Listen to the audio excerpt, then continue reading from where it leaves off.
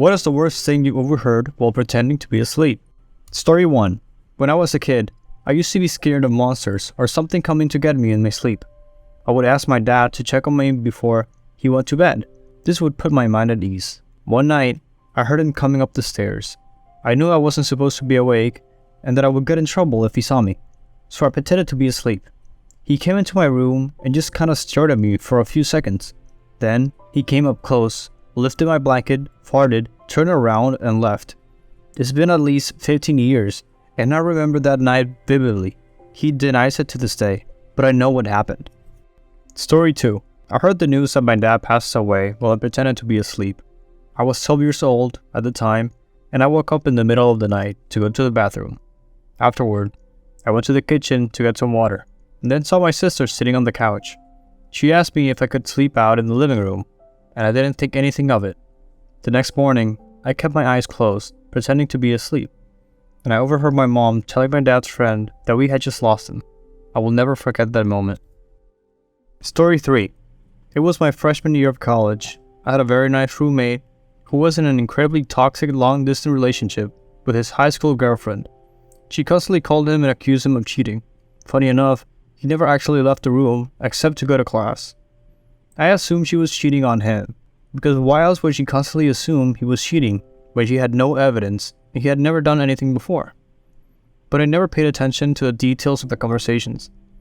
In fact, I only knew about the cheating accusations because she constantly logged into Facebook and messaged me pretending to be him, trying to get him to say he cheated. Anyway, she visited. They went out on a date and I went out drinking.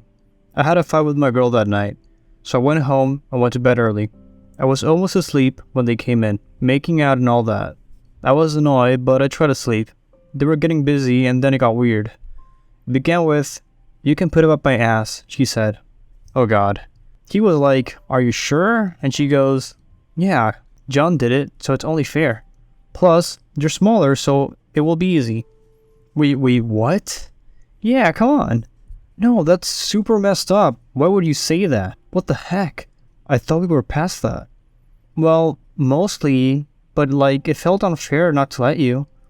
I don't want to. I don't even want to have sex anymore. Just go sleep. Please do it. Come on, it's not a big deal. I don't want to. It continued back and forth until finally he relented. Then she goes, It's not even hard. Why isn't it even hard? Then they both started crying, and I finally fell asleep.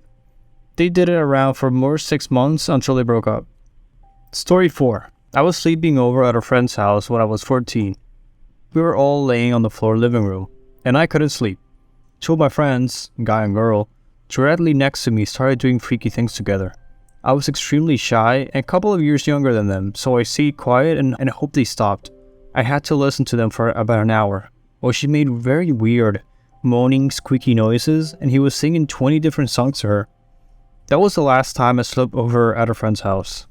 Story 5. When I was a kid, I was pretending to sleep in the car. I was in the back seat next to my older sister.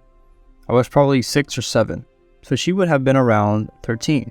She let out a ranchy, gag-inducing fart. It was loud, but we were both in the back. She immediately blames it on me, saying I farted in my sleep. The whole car laughed and rolls down their windows, and I stayed asleep.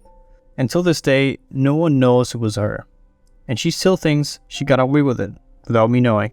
But it's okay. I got you, sis. Story 6. When I was a kid, my brother and I were being really difficult, and we ended up saying some hurtful things to my dad, and then he grounded us. Later that night, I heard him crying in the room, and it sounded like he was begging my mom to let him just die. He kept saying that all he ever wanted was to be a better dad than his own. I was 11 years at the time, but that experience taught me that emotional pain can actually feel physical. I was so upset that I was on the verge of throwing up, and I felt terrible for what I had said to him. I remember thinking that it was the most heartbreaking thing I have ever heard. Even though it's been years since that night, I still think about it often. I always make a point to tell my dad that I love him when it comes to mind. As a parent myself now, I can't imagine how much that must have hurt him, and I don't think it's something you can ever forget. Story 7.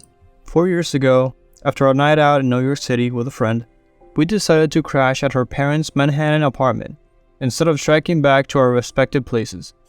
Her and her siblings basically used the apartment as a crash pad for whenever they were in the city, and we were aware that one of her older brothers might show up there to sleep that night. When we got home, he wasn't there, and I opted to sleep on this really cool, enormous window seat in the living room, instead of sharing a bed with my friend. I must have drifted off for a while, but I woke up to him coming into the apartment and talking on the phone. I decided to pretend to be asleep, since I had only met him once and I didn't want to make sleepy small talk. I then heard him say to the other person on the phone, "Oh, I forgot. Emily has this girl over. Yeah, she's cute. I'm pretty sure she's asleep." Yeah, definitely asleep. I could just go over there and get on top of her for sure. I mean, yeah, it's been a long time. He continued to vocally consider assaulting me and took a step or two closer to the window while I laid there, frozen, until he finally said something along the lines of, "Nah, I probably shouldn't. Anyway, Ellie is here." I walked away. I forced myself to stay awake for as long as I could, slept for maybe an hour or two, and left as soon as I could in the morning. I told Emily what her brother had said, and her response was essentially, "Well, he's lonely."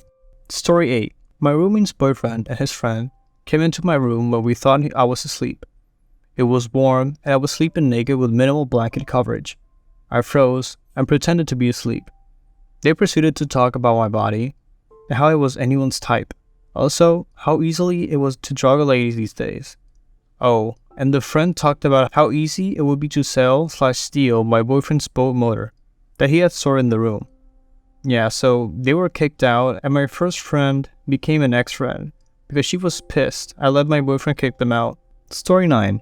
On a class trip, I heard a girl talk badly about me to the other girls in my room, saying I was a retard and too dumb to stand up for myself. She said the only reason she didn't bully me out of the school was because she needed me to help her with her homework. Then my best friend stood up for me. She said that I wasn't dumb and just a bit shy, and then told her to screw off. Thanks for tuning in and listening to these unsettling stories. We hope you left you with a sense of intrigue, a little bit of fear. If you enjoyed them, please don't forget to like and subscribe to our channel for more creepy content. And if you have any stories of your own, come and share. Please leave them in the comments below. Until next time, stay safe and be wary of what might you overhear while pretending to be asleep.